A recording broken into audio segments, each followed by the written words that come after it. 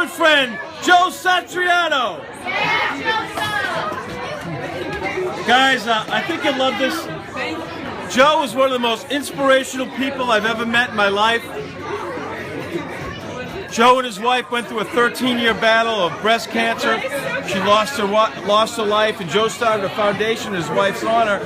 And now, Joe, we're going to start a weekly segment, Inspiring Scholarship Stories, where you're going to bring so many compelling stories on a weekly basis to our show and focus on the kids, the families, and their stories and how the scholarships have helped them. So I'm real excited. I think this is going to be compelling and really touching, and I'm thrilled that we're going to do this on a weekly basis.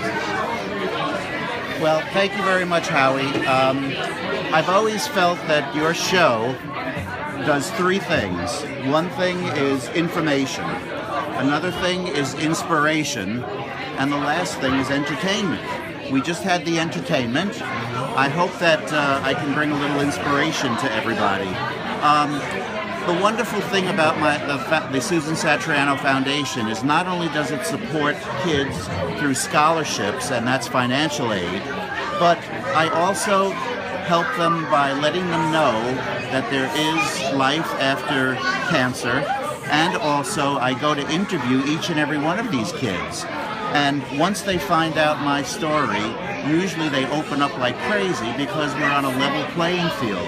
And therefore I get to know them a little bit better than most people who give awards and just hand the check and leave. So yes, there are tons of compelling stories. I've helped over 700 kids across the nation, and each one of them has another story to tell. But it's going to leave you with thought, it's going to leave you with hope, and it's also going to leave you with some form of hopefully to move you to do something. No matter what it is that you give back, help people. I found my way by helping these kids who unfortunately have parents that are battling cancer or unfortunately succumb to it. There are so many great causes out there, and I hope that this segment will help others to get on their feet and move and help others. And I appreciate the chance, Howie, that you're giving me to do that. Joe, I think it's going to be great. I mean, I love the work you've done. You're a one-man foundation, but to hear these boys, these girls, these families talk from the heart, to me, that's what it's all about, and it never ends. Because sadly, kids are always losing parents to cancer, so it's going to be an ongoing thing, and this foundation will grow and help more kids. But now I think we're going to hear from these children, which is a wonderful thing. There's no doubt about it that there's one thing about having a talking head like me telling you about the foundation, but when the stories come through and you'll see that we're talking about real people who have been affected daily, it just touches the heart and hopefully will make a difference in your lives out there to make a difference in other people's lives. So we'll be looking forward to starting this segment, and I'm looking forward to it, and hopefully I could even get some of the kids in to talk about it themselves, which would be great.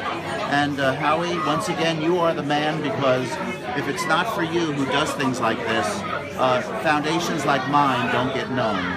So I appreciate everything that you've done for the communities that you've helped, and to help others throughout this area.